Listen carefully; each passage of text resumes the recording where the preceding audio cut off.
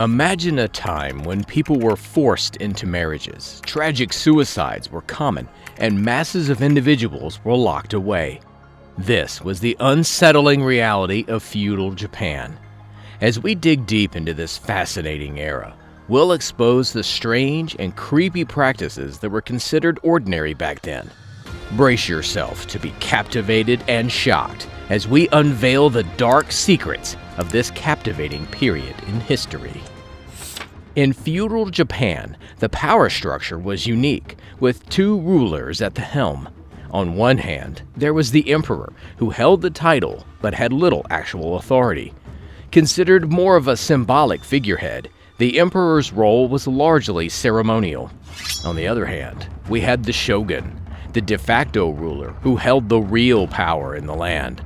The shogun controlled vast territories and commanded the loyalty of samurai warriors. Speaking of samurai, they were the privileged class in feudal Japan. Respected and revered, they enjoyed wealth and social status. But with great privilege often comes great responsibility, and sadly, the samurai were also responsible for the misery and poverty experienced by the rest of society.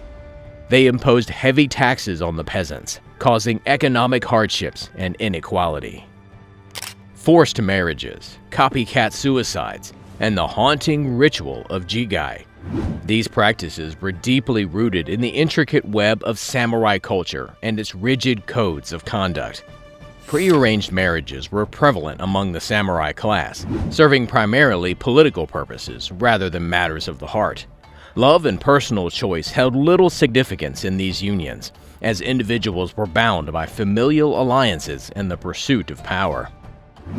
Due to these forced marriages, Shinju plays, with their tragic narratives of doomed love, left an indelible mark on society.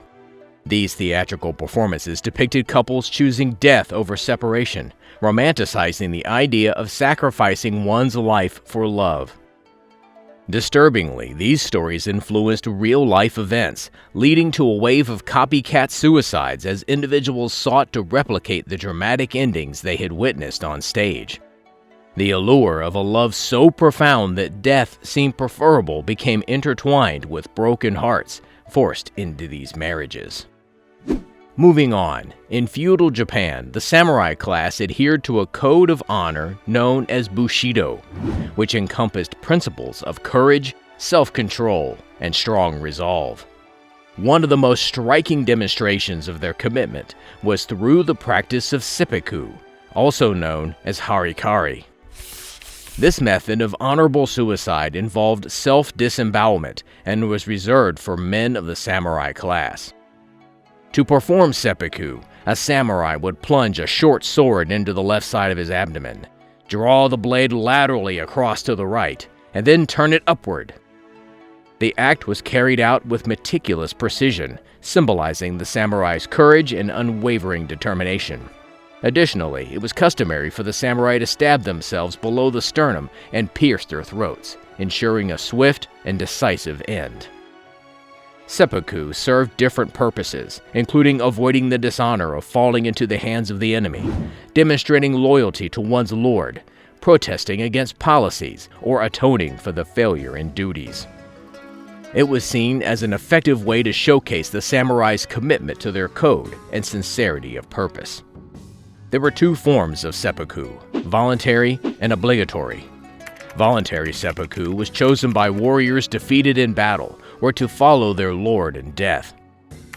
Obligatory seppuku, on the other hand, was a method of capital punishment for samurai, sparing them the disgrace of being beheaded by a common executioner. The ritual was meticulously performed in the presence of witnesses, usually with a trusted individual standing by to deliver a swift decapitation after the samurai had inflicted the initial self-inflicted wounds. In feudal Japan, women of the samurai class also bore the weight of honor and sacrifice, often expressed through the haunting practice known as Jigai. Jigai was a form of ritual suicide performed by female samurai as a means to preserve their honor, or in response to their husbands being forced to commit seppuku.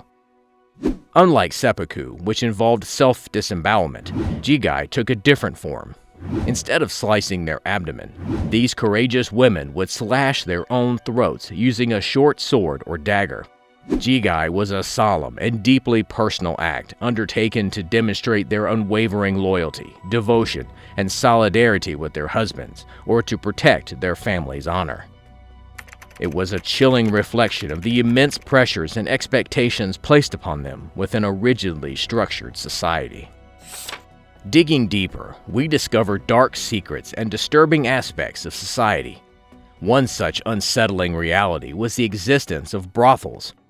Prostitution was legal and regulated, with designated pleasure quarters where brothels operated. However, behind the facade of pleasure, the lives of these women were filled with hardship.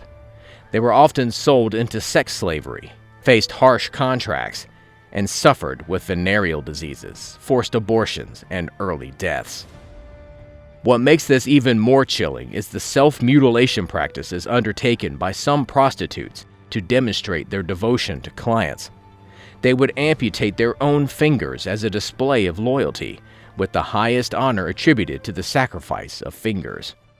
This macabre tradition even gave rise to an organ black market, where amputated fingers and toes were offered as gifts.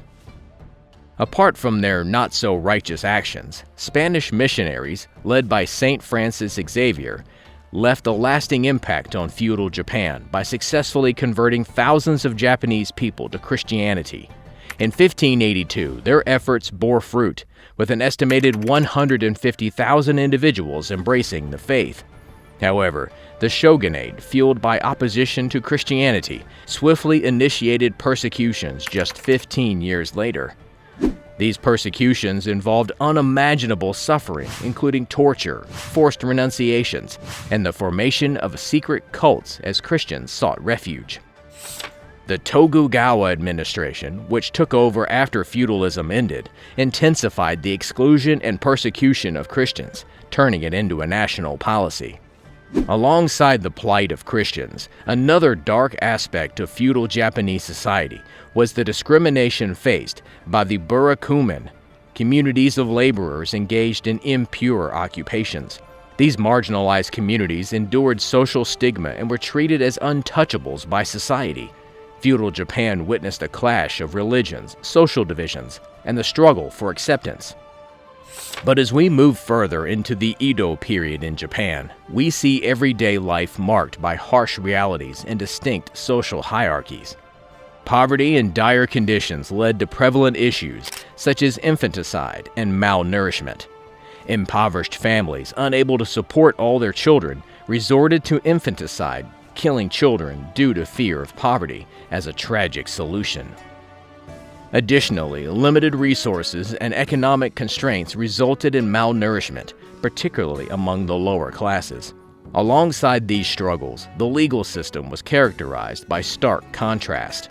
Elaborate legal frameworks existed, with separate justice systems for the ruling samurai class and commoners.